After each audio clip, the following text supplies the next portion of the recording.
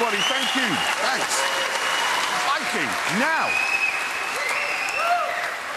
1963 saw the birth of two things I'm not very interested in. The Porsche 911 and James May. Apparently, however, there is now a new 911 which won't be new in any way at all, and James has been driving it.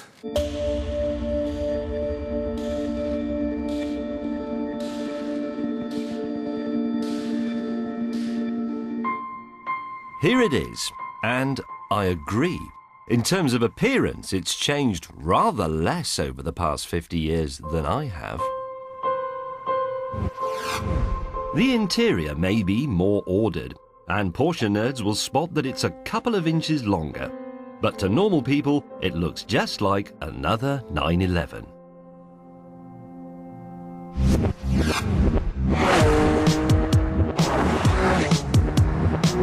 In truth, though, this is all new. The body, for example, is now made from aluminium, which means it's much lighter, and lighter is good. The 3.8-litre flat six engine has been upgraded.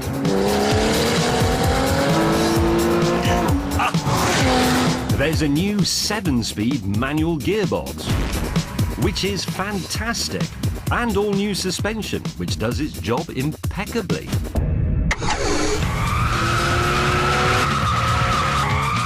For 50 years, Porsche have bloody-mindedly stuck with this daft idea of building a car with the engine at the back, but half a century of consistent fiddling around, and they've made it work brilliantly. It's so good that it brought on a temporary attack of yobbishness. Turn in, give it a little squeeze of power. Feel it all tighten up. How could you not like a 911?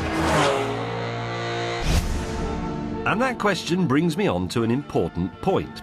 Strange to say it, but this car has a big problem. And that problem is classic 911 enthusiasts.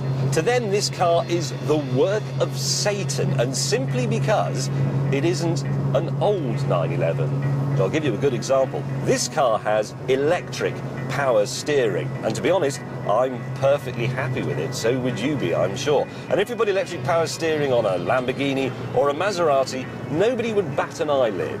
But on a 911, this simple technical development has turned the faithful into an angry, roaring mob, storming up from the village with pitchforks and blazing effigies, shouting, "Witchcraft!" What they actually want in a new 911 is a 911 that's new and yet not new.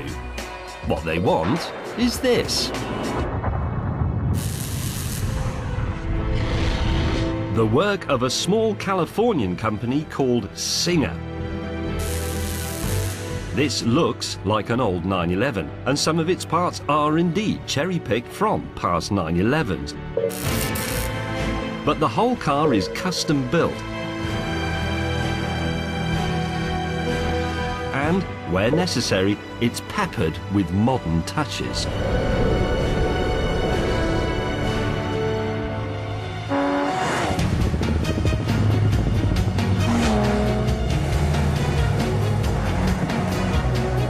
The engine is another classic 911 3.8-litre flat six. But this one has been fettled by Cosworth in California and develops 360 horsepower and a lovely buzz. Gets you in there. And although the body may look like it's come from a 1960s Porsche, almost all of it has been remodeled in carbon fibre. The result of that is that this 911 weighs 200 kilograms less than a new one. And that's like taking a Harley Davidson out of the luggage compartment. So yes, it is a tribute band, but it can rock like the original. No, better, actually. The precision on the steering, you didn't feel that, obviously, because you're not in here, but it's utterly intuitive. Look, it's an old 911, it feels old, and then I get to the hammerhead, and the brakes are tremendous. 0 to 60 takes 4.5 seconds, and the top speed is 175 miles an hour. But actually, in this car, those figures are irrelevant.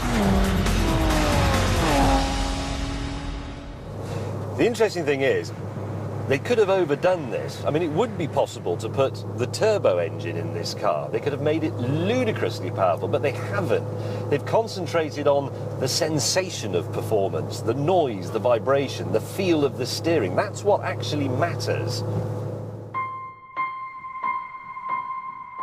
Before we go any further, you're probably wondering what all this excellence costs. Well, the bottom line is, it's a lot.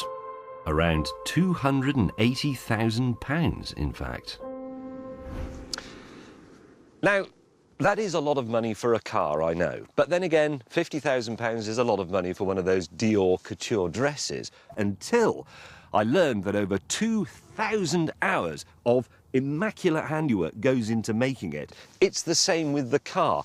The monks of this monastery of the 911 have prostrated themselves before their icon and anointed it with exquisite gifts.